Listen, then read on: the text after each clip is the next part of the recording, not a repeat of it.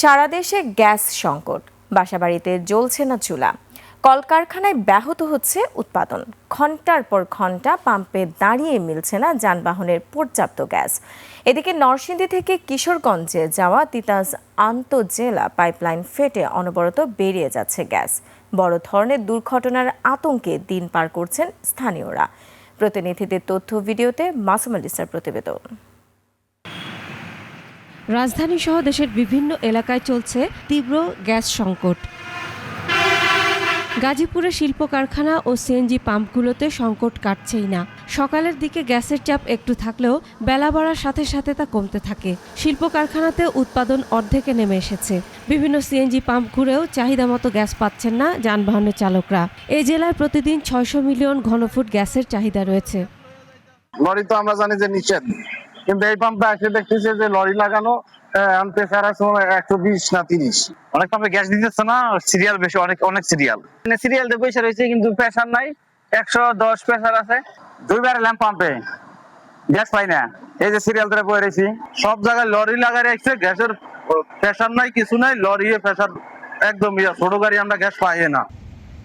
মানিকগঞ্জে তীব্র গ্যাস সংকট, সিএনজি পাম্পে দীর্ঘ লাইন, বাড়ছে ভোগান্তি, কমছে যানবাহনের মালিক শ্রমিকদের আয়।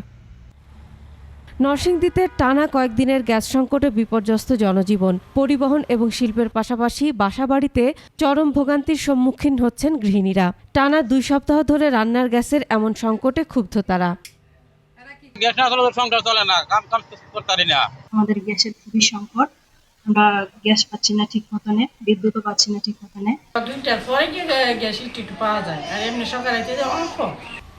তিতাস গ্যাস কর্তৃপক্ষ বলছে, জেলার চাহিদার তুলনায় অর্ধেক সরবরাহ হচ্ছে। ঘোড়াশাল, পলাশ, ইউরিয়া সার কারখানায় অগ্রাধিকার ভিত্তিতে গ্যাস সরবরাহ করা হচ্ছে। ফলে সিএনজি স্টেশন, কলকারখানা ও বাসাবাড়িতে সংকট দেখা দিয়েছে। এদিকে কিশোরগঞ্জ কটিয়াদীর মৌসুয়া কাজিরচর এলাকায় চুন কারখানায় অবৈধ সংযোগ নেয়ার সময় তিতাসের আন্তঃজেলা পাইপ ছিদ্র হয়ে প্রায় 2 মাস ধরে দ্রুত গতিতে বেরিয়ে যাচ্ছে গ্যাস। লিকেজের ঘটনা জানাজানি হওয়ার পর কারখানা ফেলে রেখে পলাতক মালিক কর্মচারী। এ অবস্থায় আড়িয়ালখা নদীর আশপাশের কয়েক গ্রামের মানুষ আতঙ্কে দিন পার করছেন। এখানে অবৈধভাবে গ্যাস লাইন নেওয়ার পরে বড় ধরনের একটা ছিদ্র হয়েছে, গ্যাস প্রচুর পরিমাণে নষ্ট হইতেছে, এলাকাবাসী আতঙ্কের ভিতরে আছে। ফ্যাক্টরির লোকের এরাও সাথে জড়িত, প্লাস হইল এই তিতাসের সম্ভবত এই কিছু কর্মকর্তা বা কর্মচারী যারা এটার সাথে জড়িত আছে। মাটি কুয়াই হয়ে গেছে, সামান্য সামান্য গ্যাস বাইরে বেশি বেশি খুব পানি সুস্থ হয়ে যায় বোমার মতো। নদীতে প্রবল স্রোত থাকায় পাইপের মেরামত কাজ বিলম্ব হচ্ছে, বলছে তিতাস কর্তৃপক্ষ। যে তিতাস গ্যাসের কর্মচারীরা জড়িত, আসলে এটা কোনো এভিডেন্স নেই, কারণ এটা অতি উচ্চচাপ সম্পন্ন লাইন, এটা তো রিস্কের একটা কাজ। তারা এই অবৈধ কাজটা করতে যে এই দুর্ঘটনা তারা ঘটাইছে। পুলিশ জানিয়েছে, তিতাস কর্তৃপক্ষের একটি অভিযোগ পাওয়া গেছে, মামলা রুজু হলে পরবর্তী আইনি ব্যবস্থা নেওয়া হবে। ওরা যদি আসামি আইডেন্টিফাই না করতে পারে, অজ্ঞাতনামা দিয়ে মামলা হবে।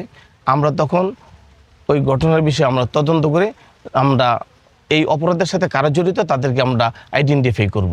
Masum আলিসা, desk report, 21 television.